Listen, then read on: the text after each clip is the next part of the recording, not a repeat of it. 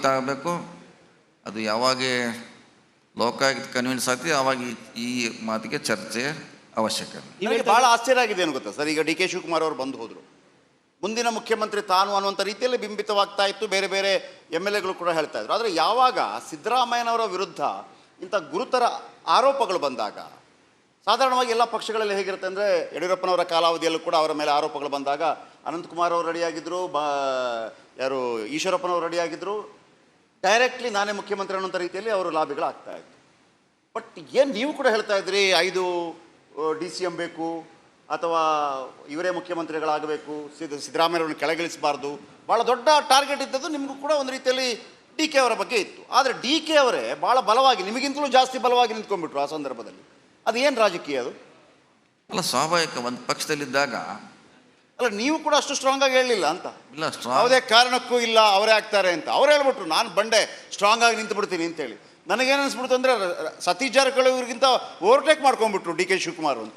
ಇಲ್ಲ, ಬಂಡೆ ಅಂದರೆ ಬಂಡೆ, ದೊಡ್ಡ ಬಂಡೆ ಇರ್ಬೋದು, ಚಿಕ್ಕದು ಇರ್ಬೋದು, ಇರ್ಬೋದು, ಎಲ್ಲ ಬಂಡೆನ. ಅದೇನು ಪ್ರಶ್ನೆ? ನೀವೇ ಬಂಡೆ? ಎಲ್ಲ ಬಂಡೆನ. ಸ್ಮಾಲ್ ಸೈಜ್ ಇರ್ಬೋದು, ಅವ್ರು ಬಿಗ್ ಸೈಜ್ ಇದ್ದಾರೆ ಅಷ್ಟೇ. ಎಲ್ಲ ಬಂಡೆನ, ಅದೇನು ಪ್ರಶ್ನೆ ಇಲ್ಲ. ಓಕೆ, ಒಂದು ಜೆನ್ಯೂನ್ ಪ್ರಶ್ನೆಗೆ ಬರ್ತೀನಿ ಸರ್. ನಿಮ್ಮ ನಾನು ಸಮುದಾಯದ ರೀತಿಯಲ್ಲಿ ಗುರುತಿಸೋದಿಲ್ಲ, ಆದರೆ ನೀವು ಸಮುದಾಯದಿಂದ ಬಂದ ಕಾರಣಕ್ಕಾಗಿ ನಾನು ಪ್ರಶ್ನೆಯನ್ನು ಕೇಳಬೇಕಾಗತ್ತೆ. ST ಸಮುದಾಯದಿಂದ ಬಂದಿದ್ದೀರಿ, 36 SC MLAಗಳಿದ್ದಾರೆ, 16 ST MLAಗಳಿದ್ದಾರೆ ಕರ್ನಾಟಕದಲ್ಲಿ. ವಾಲ್ಮೀಕಿ ನಿಗಮ ಹಗರಣ ಬಂದಾಗ ಆ ಸಮಾಜಕ್ಕೆ ಸೇರಿದವರು ಕೂಡ ನೀವು. ಆ 84 ಕೋಟಿ ST ಸಮುದಾಯಕ್ಕೆ ಸೇರಬೇಕಾದ ದುಡ್ಡು ಕಣ್ಣೆದುರಲ್ಲೇ ಆ ರೀತಿ ಆಗಿದೆ ಭ್ರಷ್ಟಾಚಾರ ಅನ್ನೋದನ್ನು CM ಸಿದ್ದರಾಮಯ್ಯನವರು ಸದನದಲ್ಲಿ ಹೇಳಿದರು. ಹೌದು, 84 ಕೋಟಿ ಆಗಿದೆ ಅಂತ. ಒಬ್ಬ ಸಮುದಾಯದ ನಾಯಕರಾಗಿ ನಿಮ್ಮ ಧ್ವನಿಯೇ ಇಲ್ಲ. ನಾನು ಹೇಳಿದ್ದೀನಿ, ತಪ್ಪು ಮಾಡಿದವರಿಗೆ ಶಿಕ್ಷೆ ಆಗಲೇಬೇಕಂತ ನಾನು ಕೂಡ ಮುಂಚೆನೇ ಹೇಳಿದ್ದೆ. ಅದೊಂದು ಪಾಸಿಂಗ್ ಕಮೆಂಟ್ ಅಲ್ವಾ ಸತೀಶ್ ಜಾರಕಿಹೊಳಿ ಅವರೇ? ನೀವು ನಿಮ್ಮಂತ ನಾಯಕರಿಂದ ಅಷ್ಟೇ ನಾವು ನಿರೀಕ್ಷೆ ಮಾಡೋದು. ಅದಕ್ಕಿಂತ ಹೆಚ್ಚು ಮಾಡ್ಲಿಕ್ಕೆ ಏನಾಗಲ್ಲ. ಈಗ ಅವ್ರ ಶಿಕ್ಷೆ ಆಗಿದೆ ಅಲ್ಲ, ಈಗ ED ಅವರು ಶಿಕ್ಷೆ ಅರೆಸ್ಟ್ ಮಾಡಿದ್ದಾರೆ. ED ಅವರು ಬಂದ ಕಾರಣಕ್ಕಾಗಿ ಶಿಕ್ಷೆ ಅವ್ರದ್ದು FIR ಅಲ್ಲಿ ಬಂತು, ಏನು ಚಾರ್ಜ್ ಶೀಟಲ್ಲಿ. ನಿಮ್ಮ SIT ಮಾಡಿದಾಗ ನಾಗೇಂದ್ರನೂ ಇಲ್ಲ, ವಿಜಯಕುಮಾರು ಇಲ್ಲ. ಅದು ನಾಗೇಂದ್ರ ರಿಸಿಗ್ನೇಷನ್ನು ಸಾರ್ವಜನಿಕವಾಗಿ ಪ್ರತಿಪಕ್ಷ ಒತ್ತಡ ಹೆಚ್ಚಾದಾಗ ಗಿಫ್ಟ್ ಕಾರ್ಡ್ ಕೊಟ್ಟಂಗೆ ಅಲ್ಲಿ ರಿಸಿಗ್ನೇಷನ್ ತಗೊಂಡಿದ್ದಂತು. ಏನನ್ಸುತ್ತೆ ನಿಮಗೆ? ಆ ಸಮುದಾಯಕ್ಕೆ ನ್ಯಾಯ ದೊರಕಿಸುವಲ್ಲಿ ಇಲ್ಲೊಂದು ಕಡೆ ನೀವು ಹಿಂದೇಟ್ ಹಾಕಿದೆ ಅಂತ ಅನಿಸ್ತಾ ಇಲ್ವಾ? ನೋಡಿ, ಭಾಳಷ್ಟು ನೋಡಿದ್ವಿ ನಾವು. ರಾಜೀನಾಮೆಯನ್ನು ಫಸ್ಟ್ ಇಲ್ಲಿವರೆಗೆ ಯಾವುದೇ ಪಕ್ಷದವ್ರಿಗೆ ಕೊಟ್ಟೇ ಇಲ್ಲ. ಓಕೆ, ಚರ್ಚೆ ನೋಡೋಣ, ಚರ್ಚೆ ಮಾಡೋದು ಅಂದರೆ ಅಟ್ಲೀಸ್ಟ್ ಅವರಿಗೆ ಇನ್ವಾಲ್ವ್ಮೆಂಟ್ ಗೊತ್ತಾದ ಮ್ಯಾಗ ನಾವು ರಾಜಕೀಯ ತೊಗೊಳ್ಬೇಕಾಗ್ತದೆ. ಒಂದು ಸಾರಿ ಅನಾವಶ್ಯಕ ಬಲಿಪಶು ಮಾಡೋದು ಸರಿ ಆಗೋಲ್ಲ ಅನ್ನೋ ಕಾರಣಕ್ಕಾಗಿ ಯಾವುದೇ ಸರ್ಕಾರದಲ್ಲಿ ವೇಟ್ ಮಾಡಿದಂತ ನೋಡಿದ್ವಿ ನಾವು. ಇಲ್ಲಿ 1 ವಾರ ವೇಟ್ ಮಾಡಿದ್ದಾರೆ. ನಂತರ ತನಿಖೆ ಹಂತದಲ್ಲಿ ಕೊಡಬೇಕಂದಾಗ ಅದನ್ನು ಕೊಟ್ಟಿದ್ದಾರೆ. ಅಷ್ಟರಾಗಿ ED ಅವರು ಕೂಡ ಅವ್ರನ್ನ ಅರೆಸ್ಟ್ ಮಾಡಿದ್ರು ಮತ್ತು ಅವ್ರ ರಾಜೀನಾಮೆ ಅನಿವಾರ್ಯ. ನಮಗೆ ಭಾಳ ಕುತೂಹಲ ಆಗಿದ್ದು, ಆಶ್ಚರ್ಯ ಆಗಿದೆ ಏನಪ್ಪ ಅಂತಂದರೆ, ಸಿದ್ದರಾಮಯ್ಯನವರಂಥ ರಾಜಕಾರಣಿ ತಮ್ಮ ಮಂತ್ರಿಮಂಡಲದಲ್ಲಿ ಯಾರೋ ಒಬ್ಬ ತಪ್ಪು ಮಾಡಿದ್ದಾನೆ, ಭ್ರಷ್ಟಾಚಾರದ ಆರೋಪದಲ್ಲಿ ಅವರ ಮೇಲೆ ಆರೋಪ ಬಂದಿದೆ ಅಂತ ಹೇಳುವಾಗ ಆತ ರಾಜೀನಾಮೆ ಕೊಡುವಂಥ ಸಂದರ್ಭದಲ್ಲಿ ಏನು ಹೇಳ್ಬೋದು? ರಾಜೀನಾಮೆ ಇಟ್ಟು ಹೋಗಪ್ಪ ಅಂತ ಹೇಳ್ಬೋದು. ಸಿದ್ದರಾಮಯ್ಯನವರಂಥ ನಾಯಕರು ನಾನು ಹೇಳ್ತಿರೋದು. ಸಿದ್ದರಾಮಯ್ಯನವರು ನಾಗೇಂದ್ರ ಅವರಿಂದ ಯಾವ ರೀತಿ ರಾಜೀನಾಮೆಯನ್ನು ಪಡ್ಕೊಂಡ್ರು ಅಂತಂದರೆ, ಅವರು ಅಲ್ಲಿ ಪಕ್ಕದಲ್ಲಿ DK ಶಿವಕುಮಾರ್, ಜಮೀರ್ ಅಹ್ಮದ್ ಖಾನ್, ಸಗೀರ್ ಅಹ್ಮದ್ ಅಲ್ವಾ? ಹೌದೌದು, ಸಗೀರ್ ಅಹ್ಮದ್ ಇವರೆಲ್ಲ ಕೊಟ್ಟು ಸರ್ಟಿಫಿಕೇಟ್, ಬಾಲಕಲೋತ್ಸವದಲ್ಲಿ ಮಕ್ಕಳಿಗೆ ಸರ್ಟಿಫಿಕೇಟ್ ಕೊಡ್ತಾರಲ್ಲ, ಆ ಥರ ಪಡಿತಾ ಇದ್ರು, ಆ ಥರ ತಗೋತಾ ಇದ್ರು ಎಲ್ಲ ಗ್ರೂಪ್ ಫೋಟೋ. ಆಗಲೇ ನಮಗನಿಸಿದ್ದು ಈ ದುಡ್ಡು ಪಾರ್ಟಿ ಫಂಡ್ಗೆ ಬಳಕೆಯಾಗಿದೆ, ರಾಜಕಾರಣಕ್ಕೆ ಬಳಕೆಯಾಗಿದೆ, ಬಳ್ಳಾರಿಗೆ ಬಳಕೆಯಾಗಿದೆ. ಆಮೇಲೆ ED ಕೂಡ ಅದನ್ನೇ ಹೇಳ್ತು. ಅದು ನಿಮ್ಗೆ ಗೊತ್ತಿರಲಿಲ್ವ? ಅದು ನೋಡಿ, ಅದು ಎನ್ಕ್ವೈರಿ ಆಗೋವರೆಗೆ ಈ ದುಡ್ಡು ಇಲ್ಲೇ ಹೋಗಿದೆ ಅಂತ ಯಾರಿಗೂ ಗೊತ್ತಿಲ್ಲ. ಆದರೆ ಮಿಸ್ಯೂಸ್ ಆಗಿದ್ದು ಮಾತ್ರ ಗೊತ್ತಿದೆ ಅಷ್ಟೇ. ಇದು ಹೈದರಾಬಾದಕ್ಕೆ ಹೋಗಿದೆ, ಬೇರೆ ಬೇರೆ ಸೊಸೈಟಿಗೆ ಹೋಗಿದೆ, ಬೇರೆ ಬೇರೆ ಬ್ಯಾಂಕ್ ಹೋಗಿರುತ್ತೆ. ED ತನಿಖೆ ಆದಮೇಲೆ ಅದು ಇದಕ್ಕೆ ಬಳಕೆ ಆಗಿದೆ, ಇಲ್ಲಿ ಹೋಗಿದೆ, ಅಲ್ಲಿಗಿದೆ ಅಂತ, ಲೋನಿಗೆ ಬಳಕೆ ಆಗಿದೆ, ಏನೋ ಪ್ರಾಪರ್ಟಿ ಪರ್ಚೇಸ್ ಮಾಡಿದಾರೆ ಅನ್ನೋದು ಹೊರಗೆ ಬಂದಿರುವಂಥ ವಿಚಾರ ನಿಜ. ಅಲ್ಲ ಸರ್, ಈಗ ST ಅಂದರೆ ನಿಮ್ಮ ಆ ಸಮುದಾಯದ ಹಣ ದುರ್ಬಳಕೆ ಆದ ಹಿನ್ನೆಲೆಯಲ್ಲಿ ಒಬ್ಬ ಮಂತ್ರಿ ರಾಜೀನಾಮೆ ಕೊಟ್ಟು ಅರೆಸ್ಟ್ ಆಗಿದ್ದಾರೆ. ಪ್ರಾಮಾಣಿಕವಾಗಿ ಹೇಳಿ, ಪಕ್ಷಕ್ಕೆ ಮತ್ತು ಆ ಸಮುದಾಯಕ್ಕೆ ಎಲ್ಲ ಒಂದು ಕಡೆ ಅನ್ಯಾಯ ಜೊತೆಗೆ ಪಕ್ಷಕ್ಕೂ ಸರ್ಕಾರಕ್ಕೂ ಮುಜುಗರ ಆಯಿತು ಅಂತ ಅನಿಸ್ತಾ ಇಲ್ವಾ? ಆಗಿದಿಲ್ಲ, ಖಂಡಿತವಾಗಿ ಆಗಿದೆ. ನಾವು ಹೇಳಿದ್ದೀನಿ, ಈಗಾಗಲೇ ಈ ಸ್ಟೇಟ್ಮೆಂಟನ್ನು ಕೊಟ್ಟಿದ್ದೀನಿ. ನಮಗೆ ಇದರಿಂದ ಮುಜುಗರ ಆಗಿದೆ ಅಂತ 2 ತಿಂಗಳಿಂದ ಹೇಳಿದ್ದೀನಿ. ಇವತ್ತು ಕೂಡ ಅದನ್ನೇ ಹೇಳ್ತೀನಿ. ಈಗ ಬೆಳಗಾವಿಯ ಸಾಹುಕಾರ ಯಾರು ಸರ್? ರಮೇಶ್ ಜಾರಕಿಹೊಳಿನ, ಸತೀಶ್ ಜಾರಕಿಹೊಳಿನ? ಈಗ ಸದ್ಯಕ್ಕೆ ಹೆಸರು ಅಷ್ಟೇ. ಅದು ಸಾಹುಕಾರ ನಮ್ಗಿಂತ ಭಾಳ ದೊಡ್ಡ ಸಾಹುಕಾರ ಇದ್ದಾರೆ. ಅದೊಂದು ನೇಮ್ ಅಷ್ಟೇ. ನೀವು ಬಂಡೆ ಅಂದರೆ ಲಾಂಗ್ ಬಂಡೆ, ಚಿಕ್ಕ ಬಂಡೆ, ದೊಡ್ಡ ಬಂಡೆ, ಹಂಗೆ ಅಷ್ಟೇ. ಅದೊಂದು ಬಂದು ಈಗ ಈ ಕಡೆ ಗೌಡ್ರು ಅಂತಾರೆ, ಕುಲಕರ್ಣಿ ಅಂತಾರೆ, ಸಾಹುಕಾರ ಅಂತಾರೆ, ಅಣ್ಣ ಅಂತಾರೆ, ಆ ಥರ ಬಂದದ್ದು ಅಷ್ಟೇ. ಅದು ಹಂಗೇನು ಶ್ರೀಮಂತಿಕೆ ಇದನ್ನ ತೋರಿಸೋಲ್ಲ ಅದು. ಯಾಕಂದ್ರೆ ಆಯ್ತು, ರಾಜಕೀಯ ಸೋಲು ಗೆಲುವು ಬರೋಣ. ನಿಮ್ಮ ಮಗಳು ಗೆದ್ರು, ಲಕ್ಷ್ಮೀ ಹೆಬ್ಬಾಳ್ಕರ್ ಅವರ ಮಗ ಸೋತ್ರು, ನಾವೇ ಸೋಲಿಸುವಂತ ನಿಮ್ಮ ವಿಚಾರ. ನಾನು ಹೇಳ್ತಾ ಇಲ್ಲ. ಹಾಗಿದ್ರೆ ಪ್ರಬಲರು ನೀವು ಅವರ ಅಂತ, ಗೆದ್ದವರು ಪ್ರಬಲರಲ್ವಾ?